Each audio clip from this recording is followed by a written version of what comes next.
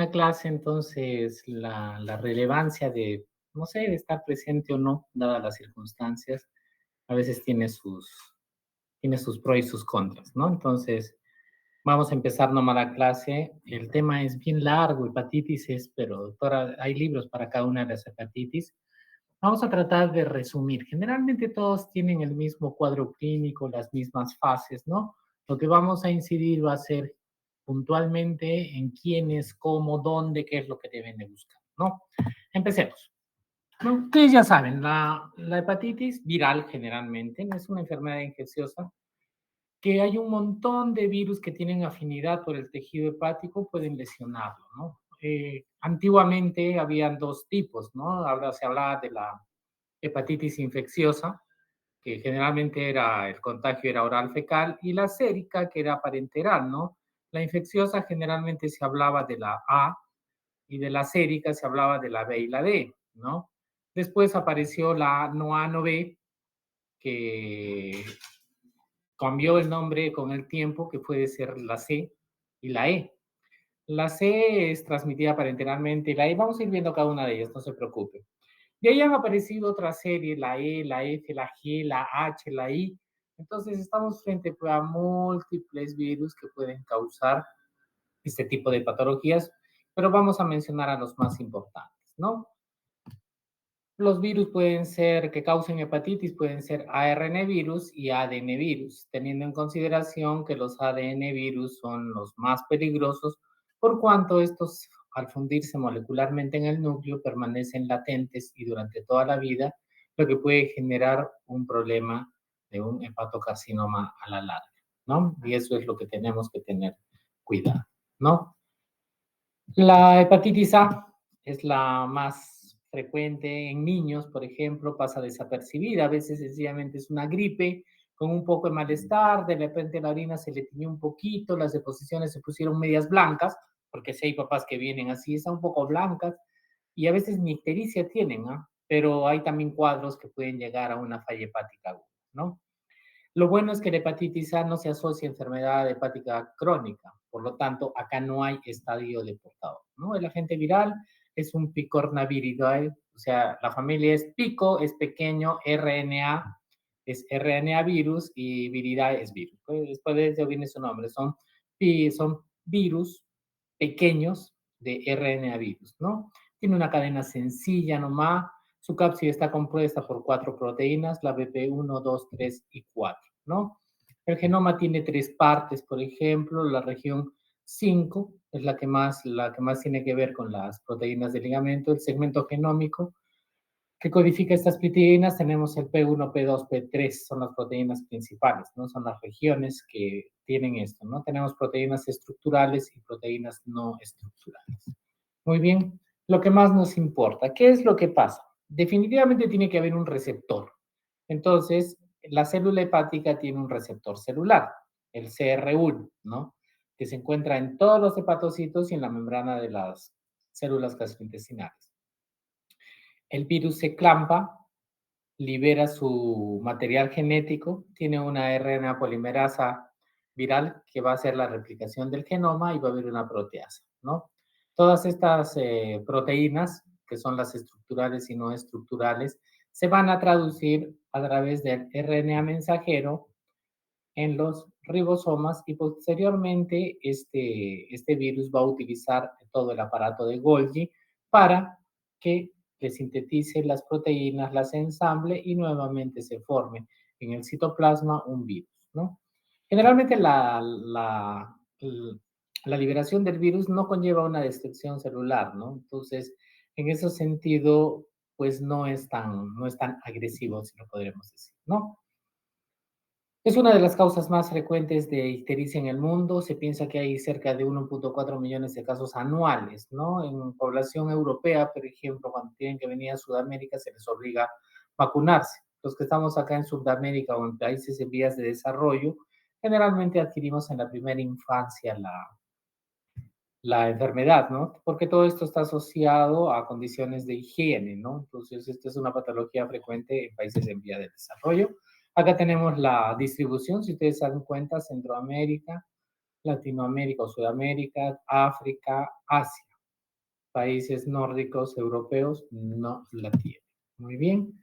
Grupos de riesgo, personal de salud, personas que viven en zonas endémicas, refugiados en campos temporales, en África pasa esto, y personas que manipulen alimentos, por ejemplo, o que trabajan con primates también son grupos de alto riesgo para contraer esto, ¿no?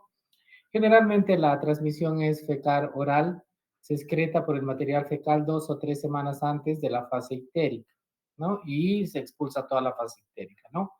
Entonces, la excreción del virus por las heces son las responsables de la diseminación. Generalmente, el 60% de los casos se desconoce la fuente de infección por el periodo de incubación, ¿no? Entonces, ese es uno de los grandes problemas.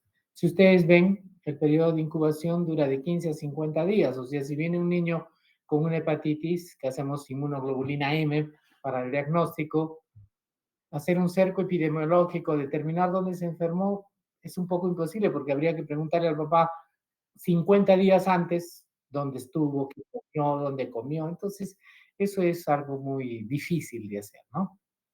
Como les dije, la clínica tiene un periodo de incubación, una fase de prodromos, que es la fase preictérica, tiene una fase ictérica y una fase de convalescencia. Toditas las hepatitis tienen eso. Generalmente la hepatitis A, acuérdense, es de 2 semanas a 2 meses su periodo de incubación, dos, ¿ya? La fase prodrómica es de 5 a 7 días, les duele la barriguita, doctor no quiere caminar, está echado en la cama, pero ha tenido fiebre, no, no tiene fiebre, está vomitando un poco, le duele el cuerpo, está bien decaído, ¿no? Entonces, generalmente, ese es el cuadro clínico que va a manifestar la madre y como les dije, a veces se manifiesta como una simple gripe. Puede tener un poco de tos, síntomas respiratorios, inclusive puede haber estreñimiento o diarrea. Y en la fase ictérica tenemos pues, que el paciente se pone amarillo, las deposiciones se ponen blancas y las orinas se ponen más teñidas, ¿no? Pueden encontrar una hepatomegalia leve que dura aproximadamente unos 3 meses, no más, ¿no? La etapa de convalecencia, pasando esta, se resuelve sin ninguna secuela, ¿no? El problema de esta hepatitis es que sí, la que más frecuente desarrolla falla hepática es la hepatitis A, pero esto se da en adultos, en personas adultas, por ejemplo, que no han sido vacunadas o no son de países en vía de desarrollo, ¿no? También esto se puede dar en personas que tienen una enfermedad hepática crónica preexistente, ¿no? Entonces, en ese sentido hay que tener cuidado con este grupo poblacional, ¿no? No se ha descrito hepatitis crónica asociada al virus de la hepatitis A. ¿Qué van a pedir? El perfil hepático, sus bilirrubinas, su alcalasa alcalina, su fosfatasa alcalina. La albúmina y las proteínas totales y el tiempo de protombina son dos marcadores de función hepática, acuérdense, por eso lo he puesto más negrito, de tal manera de que esto les va a ayudar a predecir si es que se les va a complicar o el paciente puede empeorar y llegar a una falla hepática aguda, ¿no? Muy bien. Generalmente la AST y la ALT tienen una relación ALT-AST mayor de 1.4. La bilirrubina no pasa de 10, ¿no? Y el pico máximo es en 2 semanas. Como les decía, la albúmina y la protamina son un reflejo del compromiso hepático, ¿no? Si tenemos un hemograma que de repente aumenta el número de leucocitos o el total de leucocitos comienza a aumentar y está por encima de 12.000, puede ser que se complique este paciente, ¿no? Normalmente la hemoglobina y el hematocrito se mantienen normales. ¿Cómo vamos a hacer el diagnóstico serológico? Generalmente con el dosaje de inmunoglobulina M para virus de la hepatitis A, que este aparece a la segunda semana. Su presencia, su positividad indica infección actual o reciente. En cambio, si ustedes piden IgG para virus de la hepatitis A, bueno, pues puede ser una infección aguda, antigua, o que ya hay inmunidad contra el virus, ¿no? Entonces, ese es el punto. Ojo, que las personas que tienen vacunas contra el virus de la hepatitis A también sale positivo esta prueba, ¿no? Tratamiento sintomático, algunos niños o personas adultas presentan picazón en la piel por el acúmulo de la bilirrubina, se puede utilizar un antihistamínico, clorfenamina, loratadina, cetirizina, ¿no? Si tenemos un paciente que va hacia la falla hepática aguda, tiene que ser manejado en una UCI. ¿Cómo se va a prevenir? Tenemos una prevención o una inmunidad pasiva, poniendo gamma globulina hiperinmune para hepatitis.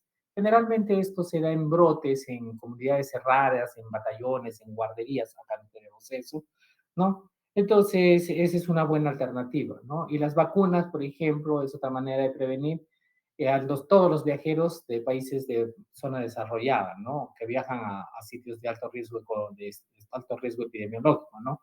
Sudamérica, Centroamérica, África, algunos países de Asia, ¿no? La gamma globulina es efectiva en un 80-90% antes de las 2 semanas post-exposición. O sea, si ha tenido contacto y se le pone antes de las 2 semanas, va a tener un buen efecto, ¿no? Cualquier gamma globulina es de utilidad en caso de tenerse. La que tengas, si en algún momento llegan el extranjero, viajan y tienen cualquier gamma globulina base. Hay vacunas para esto, hay una vacuna inactivada que se pone intramuscular, se dan 2 dosis con 6 y 18 meses de intervalo.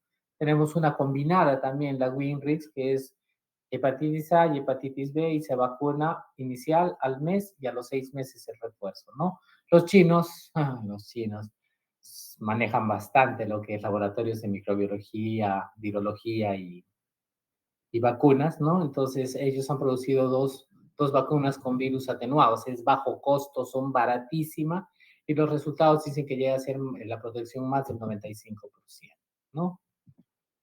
Eso es una. La hepatitis E es otra hepatitis que se contagia por agua y alimentos contaminados y las gestantes están en riesgo acá. Bueno, la hepatitis E es una hepatitis causada por el virus de la hepatitis E. Se piensa que 20 millones de casos anuales hay de esta hepatitis, ¿no? Entonces, todo esto va a producir personas que aproximadamente son 3 millones de casos sintomáticos, con 50 a 600 defunciones, ¿no? Lo bueno es que esta hepatitis se autolimita, pero puede ser fulminante, por ejemplo, en las gestantes, ¿no? Es un pequeño virus, el agente etiológico tiene una sola cadena de ARN positivo, tiene 4 genotipos, 1, 2, 3 y 4. El 1 y el 2 se han encontrado en seres humanos y el 3 y el 4 en animales, ¿no? Entonces, estos pueden causar de manera ocasional al ser humano, el tipo 3 y 4, ¿no? En el cerdo, los caballos, los ciervos tienen esto. Aquí está su estructura, es un virus pequeñito, solamente tiene un filamento, no integra ninguna familia, es bien estable en ácidos y en álcalis suaves, ¿no? Y su periodo de incubación es de 2 a 9 semanas, ¿no? La replicación viral es la misma, el receptor introduce su material genético, se abre, utiliza el ARN, el aparato de Golgi de la célula y produce sus virus en el citoplasma y luego estos son liberados a la circulación sanguínea, ¿no? ¿Cómo se transmite? Generalmente igual, este virus se va a excretar por las heces de personas infectadas, ¿no? Y se va a transmitir a través de agua de bebida contaminada, ¿no? Es una infección que se autolimita y se resuelve sola en 2 a 6 semanas, ¿no? ¿Cuál es la distribución geográfica? Zonas de escasos recursos y que haya aguas contaminadas, ¿no? Entonces, zonas con escaso suministro de agua bebible salubre, ¿no? Acá tenemos la distribución mundial, Centroamérica, Asia y países del África, ¿no? El cuadro clínico, igual, ustedes saben, periodo de incubación, 2 a 10 semanas. La fase prodrómica, fiebre, disminución de apetito, anorexia, náuseas, vómitos, dolor abdominal, picazón sin lesiones cutáneas, puede haber dolores articulares, todas hacen lo mismo. La fase ictérica, ustedes saben, acolia, hipocolia, coluria, puede haber hepatomegalia, ¿no? Generalmente dura de unas 6 semanas y la convalecencia da una recuperación sin secuelas. Ahora, las embarazadas con hepatitis E, sobre todo las que se contagian en el segundo y el tercer trimestre, presentan mucho mayor riesgo de insuficiencia hepática aguda y muerte de la mamá junto con el feto, ¿no? En el tercer trimestre puede haber una letalidad de hasta un 20 al 25%, ¿no? En algunos casos han descrito infección crónica del virus de la hepatitis C, pero son en las cepas salvajes, o sea, las que son de animales, la 3 y 4, y generalmente se da en pacientes inmunosuprimidos, ¿no? Transplantados, tratados con inmunosupresores, ¿no? Con cáncer y esas cosas, ¿no? ¿Cómo se va a hacer el diagnóstico? Los casos de hepatitis C es indistinguible de los otros. Clínicamente hacen el mismo cuadro, ¿no? Ahora, ¿cuándo se debe sospechar? Cuando vienen de zonas endémicas para esto, ¿no? Ya hemos visto México, algunas zonas de África, Asia, ¿no? Y sobre todo, es como les dije, es más grave con embarazadas. Y sobre todo cuando ustedes hacen el C de hepatitis, le piden su inmunoglobulina M y sale negativo, recibe la G. Entonces, el diagnóstico definitivo que se hace con, estoy hablando de la hepatitis A, descartan ustedes la hepatitis A, y si viene el cuadro clínico, le hacen su C de hepatitis, piensen en una E. Y es cuando entra la sospecha y ahí tienen que pedir inmunoglobulina M específica contra este virus, ¿no? Tratamiento, no existe tratamiento como todas las virosis, se autolimita. Se puede hospitalizar en pacientes que hagan hepatitis fulminante o en embarazadas sintomáticas, ¿no? Los pacientes, por ejemplo, inmunosuprimidos con hepatitis E crónica, el tratamiento con ribavirina dice que les va bien, controlan el cuadro, ¿no? Interferón también han utilizado en algunas ocasiones con éxito, ¿no? Prevenir, ¿cuál es? Mejorar la calidad de los sistemas públicos de suministro de agua. Hay que hacer un adecuado tratamiento de las heces humanas, ¿no?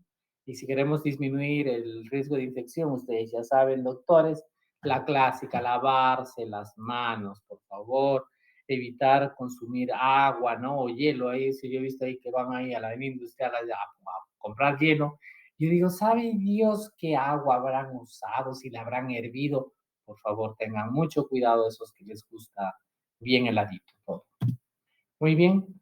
China en el 2011 registró una vacuna recombinante para prevenir esta infección, ¿no? Entonces, en el 2015, el grupo de expertos de asesoramiento estratégico examinó los datos existentes acerca de la carga, de la hepatitis, su inmunogenicidad, la efectividad, ¿no? Entonces, todavía la OMS ha dicho que hasta que no tenga datos más, mejores, va a esperar para masificar esta vacuna contra la hepatitis B.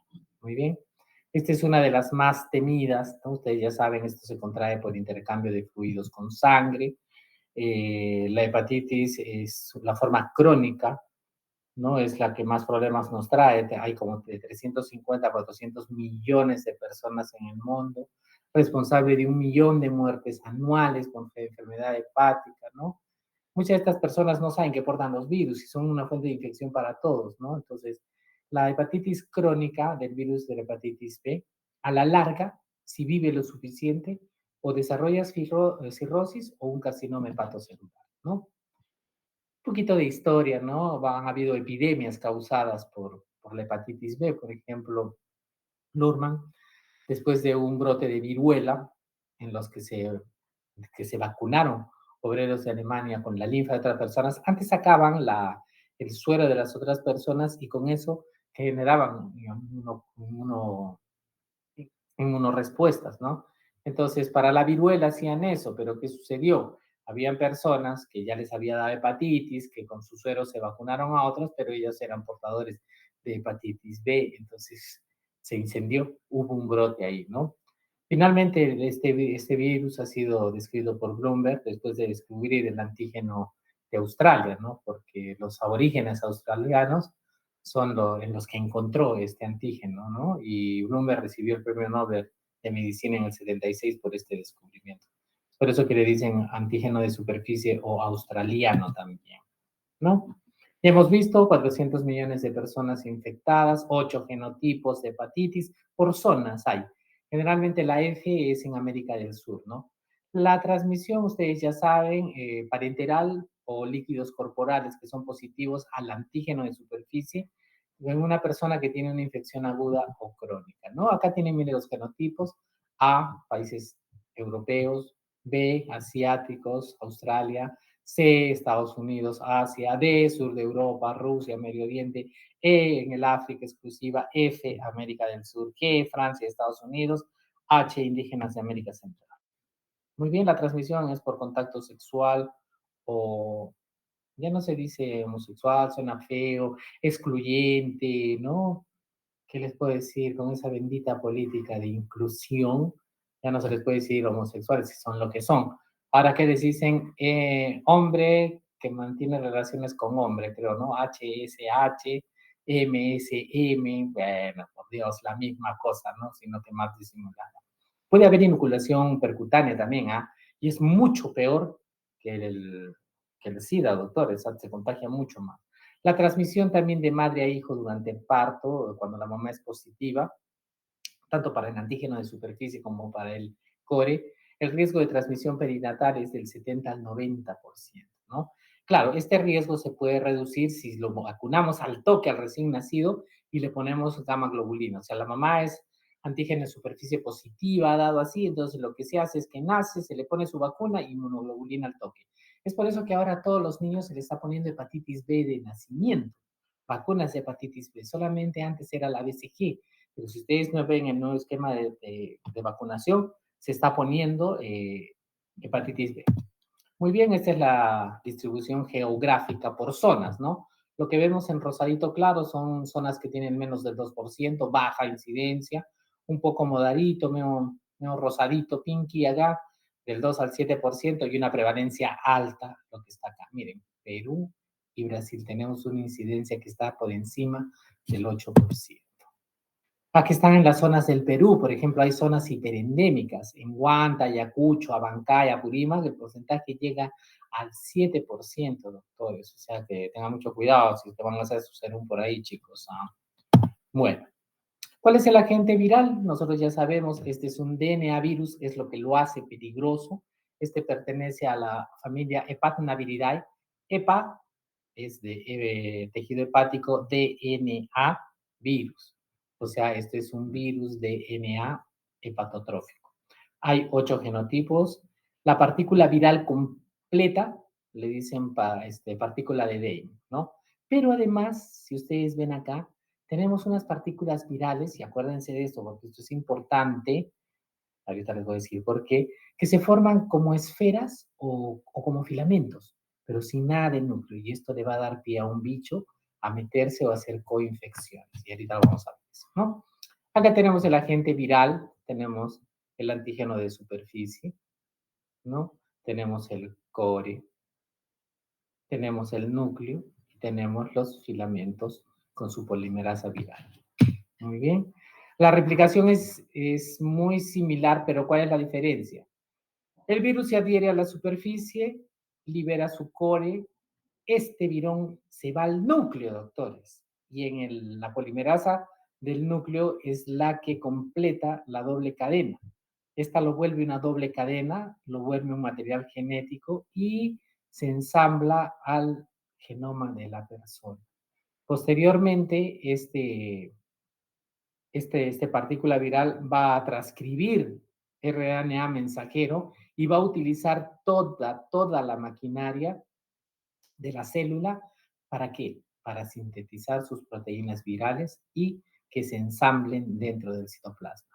El hecho de que se meta al núcleo va a hacer que éste viva toda su vida dentro de la persona y es por eso y es ahí el riesgo de que a la larga o hacen cirrosis o un cáncer hepatocelular.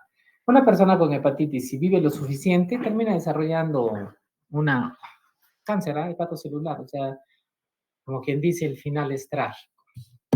Muy bien, virus hepatotrópico puede producir una enfermedad aguda con curación total o también se puede volver crónico. El mecanismo fisiopatológico del daño hepático no depende de la agresividad del virus, doctores. Esto es algo muy interesante. Esto va a depender de la respuesta del huésped, ¿no? ¿Cómo así? Cuando tenemos un sistema inmunológico no muy competente, entra el virus, se mete al hepatocito, normalmente una respuesta adecuada es que la persona neutralice, mate estos hepatocitos, los deshaga, controle la infección y se desaparece. Listo, ese es un paso normal. Hay personas que no tienen esta capacidad de respuesta, ya sea por un sistema inmunológico un poco venido a menos, o también puede ser niños.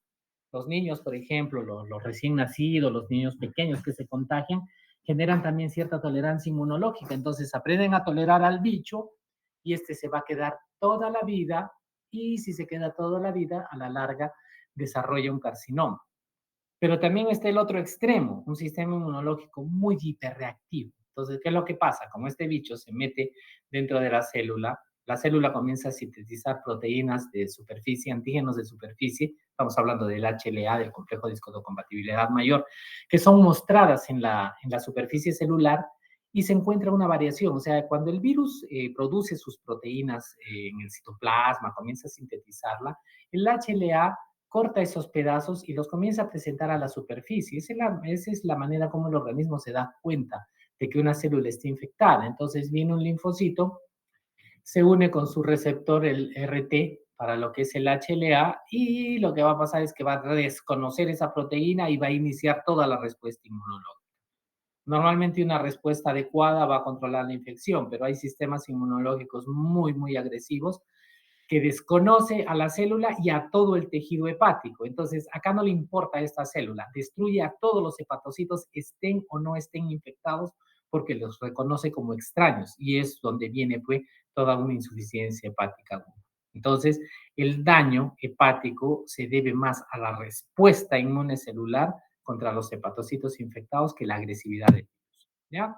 Periodo de incubación, este sí es bien largo, de 6 semanas a 6 meses, doctores, ¿no? Tenemos niveles circundantes de DNA del virus de la hepatitis B que son, ¿qué le digo?, altísimos. O sea, ya cuando la persona está incubando, ya cuando comienza a ver la etapa de viremia, doctores, los valores del DNA viral es increíble. Hay de 200 millones a 200 millones de unidades por mililitro. Entonces, tienen una capacidad de transmisión mucho mayor que otros virus, ¿no? Como el virus de la hepatitis C y el VIH, ¿no?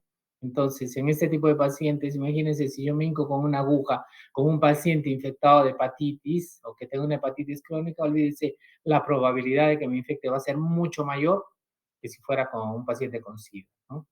Entonces, los niveles, por ejemplo, del ALT van a aumentar cuando se establece la replicación viral y esta se da como resultado de la respuesta inmune contra los hepatocitos infectados. Los comienza a destruir y estas enzimas salen, pues por eso que comienzan a aumentar. A mayor destrucción, mayores niveles de ALT vamos a tener, ¿no?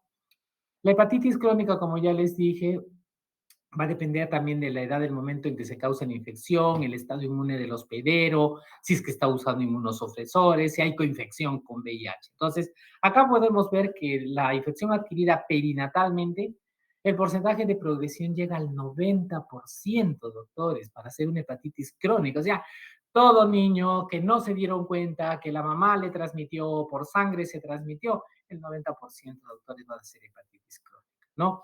¿Por qué? Porque este niño con un sistema inmunológico inmaduro genera tolerancia inmunológica y por lo tanto lo deja sobrevivir y replicarse dentro de sus células hepáticas. Muy bien, si la infección se adquiere, por ejemplo, entre los 1 y 5 años, el riesgo de que esta infección aguda progrese a una crónica es del 20 al 50%, ¿no? Entonces es un poco más. Tengan en cuenta lo riesgoso que es esto en menores de 5 años, ¿no? Y así se presenta durante la adolescencia, en la edad adulta, ya la hepatitis crónica llega a ser un menos del 5%, ¿no? Entonces, eso es lo que va a pasar. Ojo que también de todos los infectados, entre un 15 y un 40% desarrollan complicaciones. Muy bien. Acá tenemos los marcadores serológicos del virus de la hepatitis B. Generalmente esto es ¿qué le digo? Esta es una comparación de la época cuando yo era estudiante que decían que el virus de la hepatitis B se parecía a una palta. Chispas, una palta, sí. Ustedes abren una palta y encuentran todo este grosor. Este es el antígeno de superficie, ¿correcto? Y ahí encuentran la pepa que tiene una cáscara. No sé si han visto la cáscara de la palta. Es el core. Entonces, este es el antígeno core, el que rodea a la pepa, ¿no? Y cuando se saca este core, queda una parte blanquita. No sé si han visto. Ese es el antígeno E. Entonces es el famoso antígeno E y dentro de la pepa ya pues está la DNA polimerasa y la DNA en doble cadena, ¿correcto? Es para que se acuerden, así me enseñaban antes, ¿no? El antígeno de superficie aparece en el periodo de incubación, desaparece al final del periodo de estado, ¿correcto? ¿No? Puede persistir indefinidamente en las hepatitis crónicas, ¿ah? Y en los portadores sanos. Entonces, ¿qué es lo que va a suceder? El anticuerpo contra el antígeno de superficie, que es una inmunoglobulina G, va a aparecer entre el tercero y el sexto mes. Y esto va a ser un signo de curación de la infección cuando aparece esto. El antígeno del núcleo o el core, por ejemplo, nosotros lo han encontrado, lo han aislado de hepatocitos infectados, pero no en suero, ojo, de los enfermos portadores, es en los hepatocitos, ¿no? Su utilidad clínica en realidad es escasa, doctores, ¿no? O sea, no tampoco sirve para distinguir una hepatitis aguda de una crónica, ¿no? Obviamente. Muy bien. El antígeno E ¿no? Es otro. Si nosotros vemos que el antígeno E aparece transitoriamente en el periodo de estado, ¿no? Y desaparece en la convalecencia, ¿no? Ahora, su positividad, si ese sigue positivo, se relaciona generalmente con una replicación viral activa. O sea, este es un signo, este es un marcador de contagiosidad, ¿no? Y tiene mucha implicancia en la transmisión vertical de madre a hijo, ¿no? Ahora, el anticuerpo contra el antígeno E va a aparecer entre el quinto y el sexto mes, aquí está, entre el quinto y el sexto mes en pacientes ya curados, ¿no? El cuadro clínico ya sabemos, doctor, un periodo de incubación de 6 semanas a 6 meses, etapa prodrómica, signos inespecíficos, dolor, malestar, hiporexia, altralgia, faringitis, tos. La, los prodromos suelen preceder en 1 o 2 semanas a la fase ictérica y pueden coexistir hasta la resolución del cuadro agudo, ¿no? Hay un 5, ojo, acá hay un 5 a 10% de pacientes que pueden manifestar estrepáticamente la infección, ¿no? Como enfermedad del suero, artralgias, artritis. Tengan cuidado, cuando venga un paciente con las articulaciones hinchadas, ¿por qué creen que les piden C de hepatitis? Cuando están, por ejemplo, tratando de descartar si es una artritis reumatoidea, si es un lupus, todo, van a ver que en medicina interna en los hospitales piden C de hepatitis, porque esto puede condicionar una serie de alteraciones, no solamente en las articulaciones, sino en el riñón.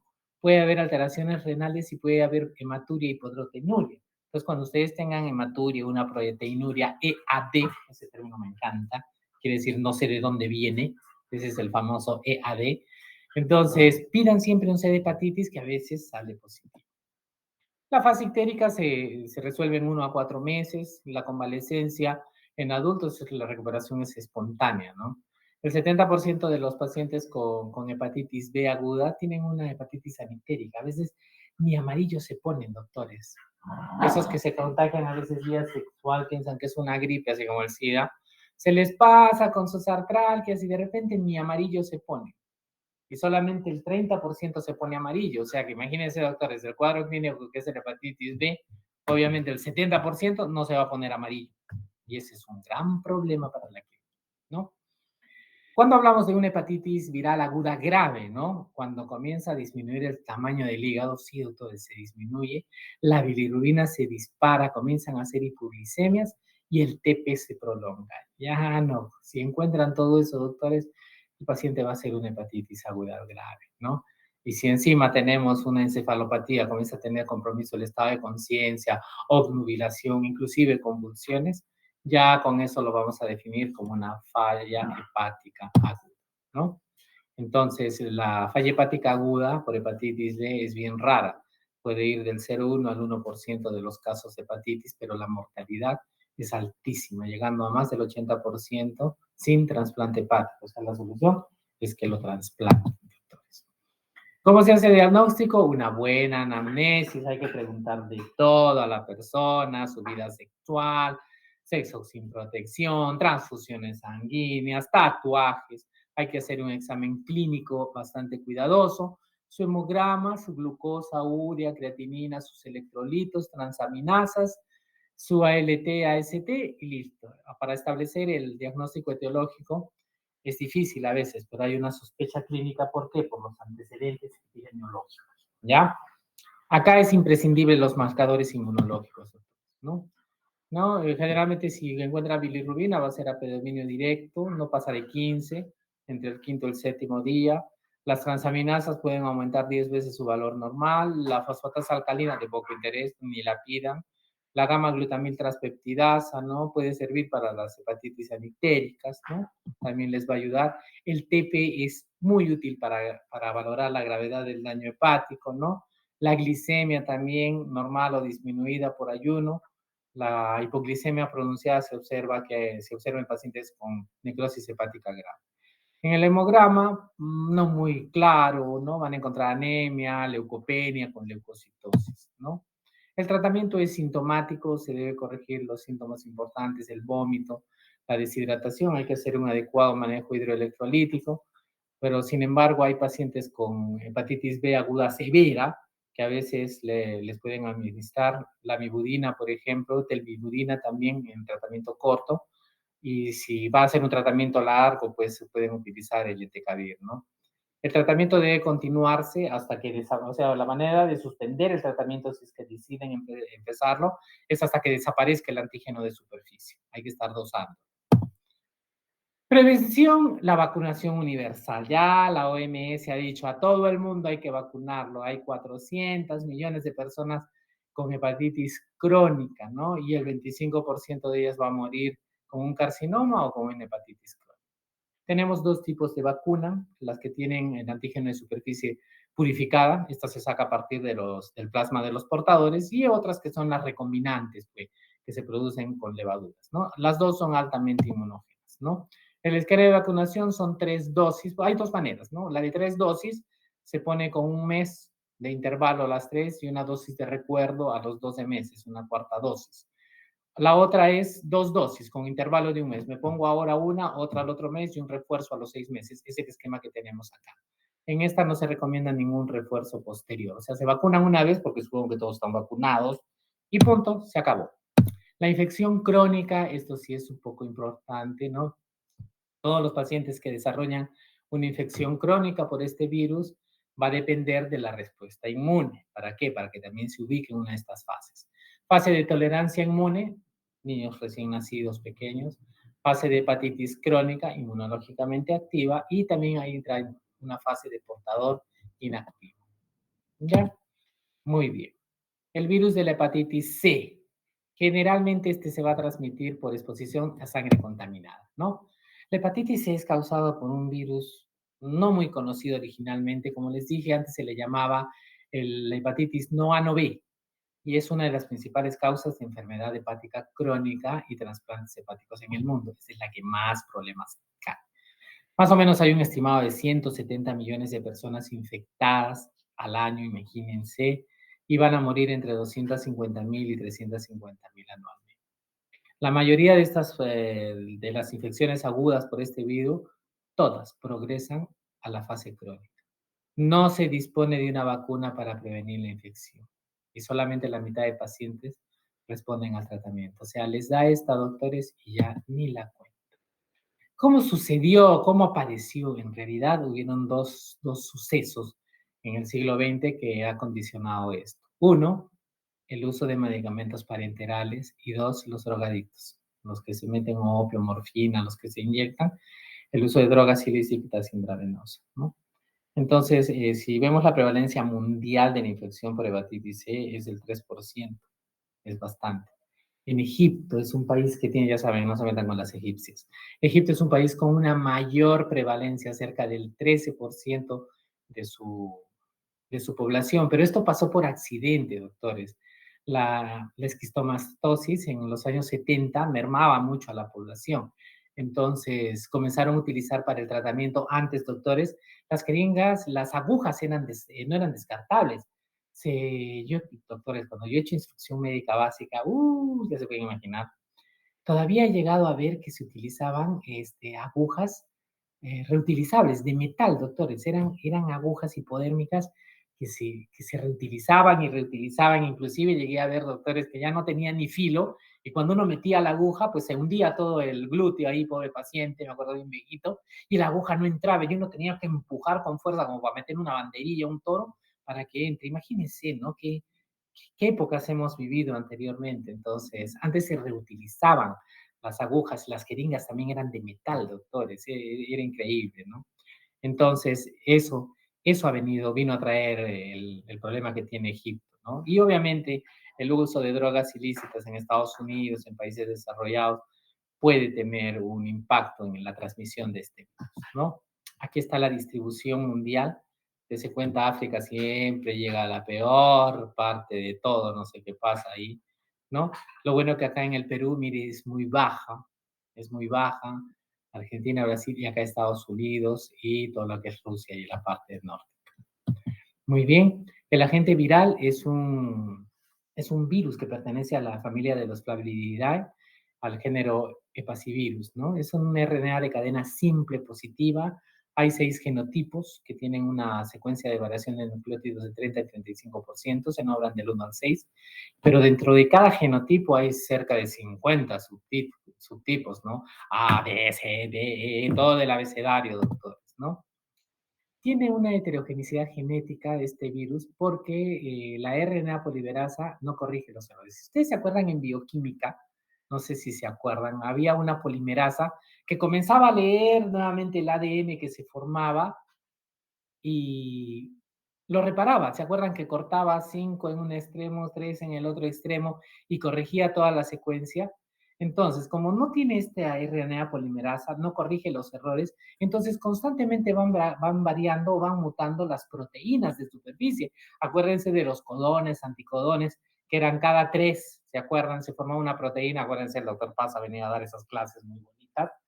Cito también mi profesor, mi maestro en la universidad. Entonces, como hay esa variación, no tienen esta polimerasa, digo, algo muy similar a lo que tiene el VIH, por lo tanto, sus antígenos de superficie van variando. Entonces, no va a haber una vacuna específica para esto porque constantemente está mutando. Entonces, eso va a dificultar el desarrollo de vacunas y de tratamientos específicos dirigidos, ¿no? Muy bien, su genoma es pequeñito. Acá está la cápsula, es una cápsida icosaédrica, ¿no? Tiene todo su arsenal, ¿no? Miren, muy bonito este gráfico. Bueno, no tan bonito al que lo sufre. Entonces, la replicación viral va a ser igual. Se adhiere a la membrana, mete su material genético, se reconstituye, utiliza los ribosomas, replica el ARN viral, se ensambla el virus en el aparato de Golgi y sale por las células por exocitosis. Eso hacen los RNA virus. Los DNA, acuérdense, se meten al núcleo y utilizan RNA mensajero. Muy bien, factores de riesgo, pacientes en hemodiálisis, los tatuajes, los piercing, no sé qué gusto tienen de estar metiéndose, bueno, se verán más bonitos, guerreros Moai, no sé, doctores, pero eso de que me estén hincando con una aguja de ese tipo, no sé, pero tengan cuidado, chicos, tiene que ser un local que sea decente y todo que tenga el material descartable, ¿no? Igual las chicas cuando se ponen el piercing en la nariz, en la ceja, en la lengua, en la oreja y en zonas que nunca les da el sol, por favor, tengan cuidado, ¿no? Bueno, la promiscuidad también es otra, ¿no? Trasplante de órganos, contacto sexual con pacientes infectados, la misma convivencia con pacientes infectados, ¿no? Sexo masculino es más frecuente, ¿no? ¿Cómo se transmite? Por sangre, drogas inyectables, reutilización, ¿no? Con lo que les decía de jeringas y agujas, transfusiones de sangre, ¿no? Se puede transmitir vía sexual y vertical, ¿no? Pero estas formas son las menos frecuentes, o sea, no es muy frecuente, más es drogas y reutilización de material quirúrgico, ¿no? La hepatitis C, esto también, por favor, no se transmite por la leche materna, los alimentos, el agua, ni por contacto ocasional. Besos, abrazos, bebidas, comidas compartidas, no hay ningún problema, doctores, ¿ya? Las estimaciones que se tienen ahora son 1.75 millones de nuevas infecciones al año que hubo en el 2015, doctores. Imagínense, eso es un montón.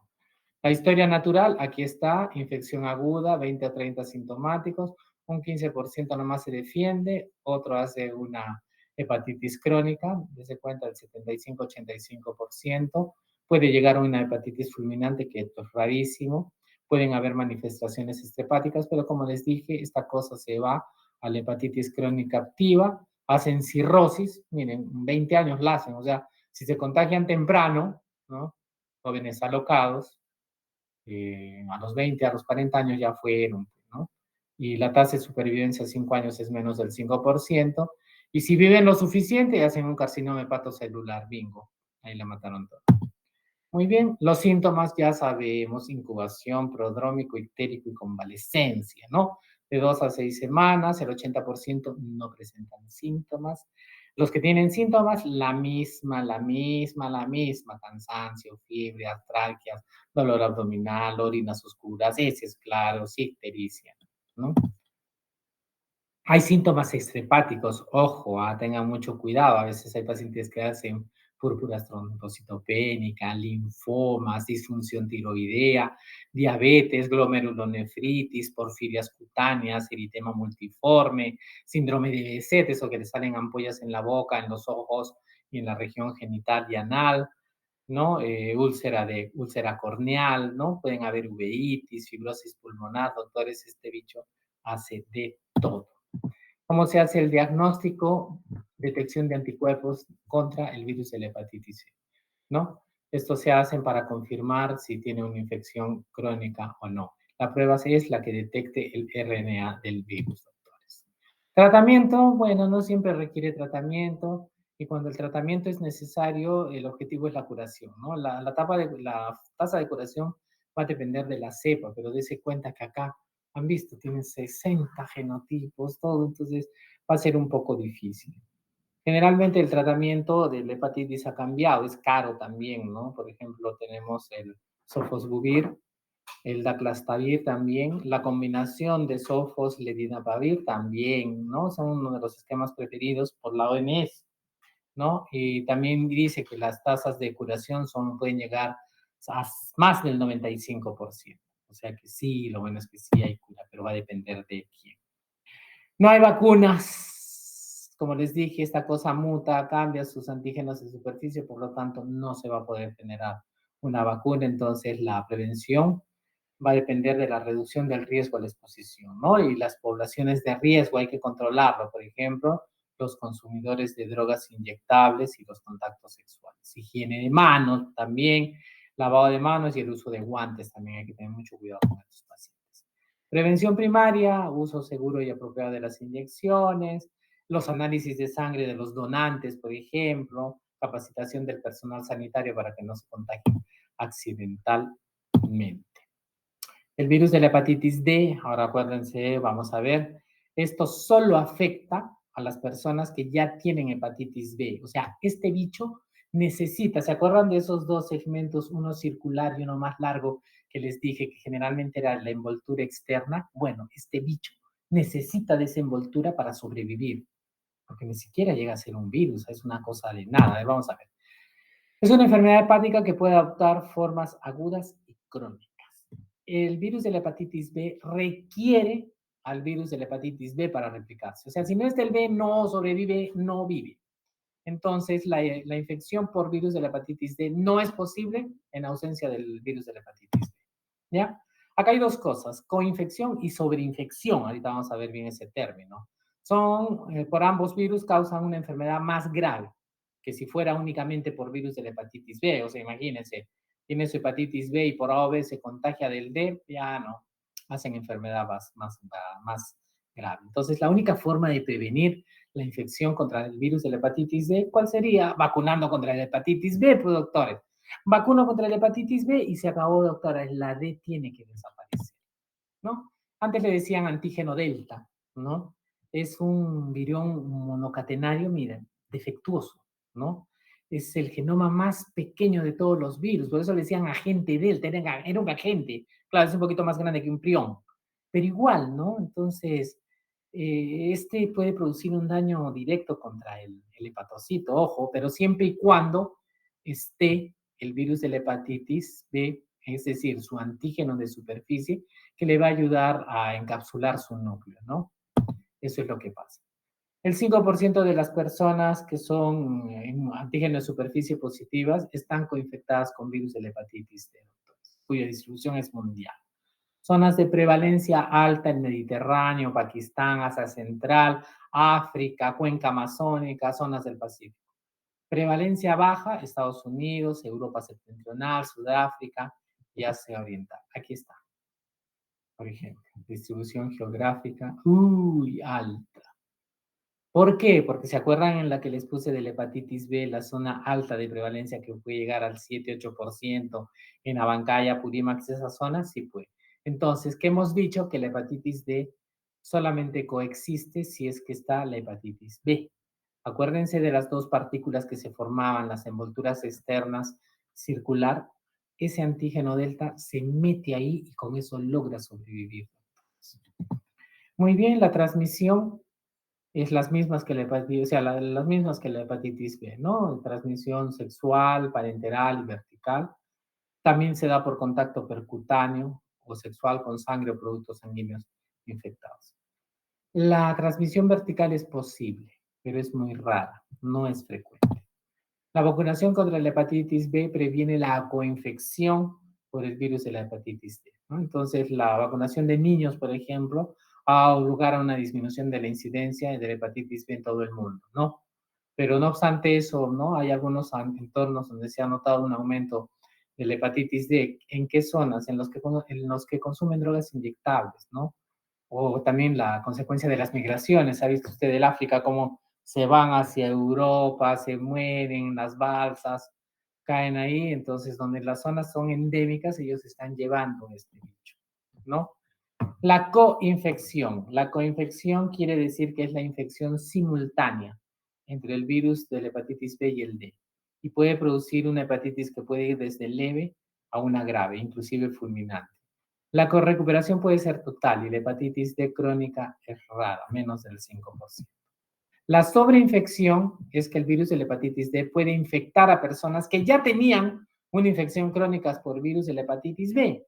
Entonces, esta sobreinfección de virus de la hepatitis D en caso de hepatitis B crónica acelera la progresión hacia formas más graves en un 70 a un 90% de casos en todas las edades. O sea, o hace una cirrosis o hace un carcinoma hepatocelular, ¿no? Inclusive la progresión, dice, de la cirrosis aparece 10 años antes que si tuviera únicamente el virus de la hepatitis B. Entonces, eso es lo que tenemos que tener cuidado, ¿no? ¿Cómo se hace la detección y el diagnóstico? Por la presencia de inmunoglobulina G y M contra el virus de la hepatitis D, ¿no? Y se va a confirmar cómo. Con reacción de las cadenas polimerasa, Western blot, Northern blot, Southern blot, el que quieran, de la detección del RNA del virus en suero, ¿no? El problema es que la disponibilidad de estas pruebas diagnósticas es muy reducida, ¿no? Y también estas se están utilizando para ver la respuesta al tratamiento antivírico, pero esto no está normalizado, ¿no? Bien, aquí estaba, infección concurrente sobre infección, vienen las dos juntas, pero lo bueno es que hay una mayor tasa de recuperación, ¿no? Pero en la sobreinfección es cuando ya el paciente tiene la hepatitis B y se le mete el D, y esto sí hace un empeoramiento repartivo y una progresión de la enfermedad mucho más rápida, ¿no? ¿Cuál es el tratamiento? No hay tratamiento para la infección aguda ni crónica. La replicación va a persistir, o sea, la replicación persistente del virus es el factor más importante para predecir la mortalidad, ¿no? Y la necesidad también del tratamiento antivírico, ¿no? Tratamiento, ¿qué es lo que han visto, no? El interferón alfa pegilado es uno de ellos, es el único fármaco eficaz contra el virus de la hepatitis D. También los análogos de los nucleótidos tienen un escaso nulo efecto. La duración del tratamiento no está muy definida, pero puede ser necesario más de un año de tratamiento para esto.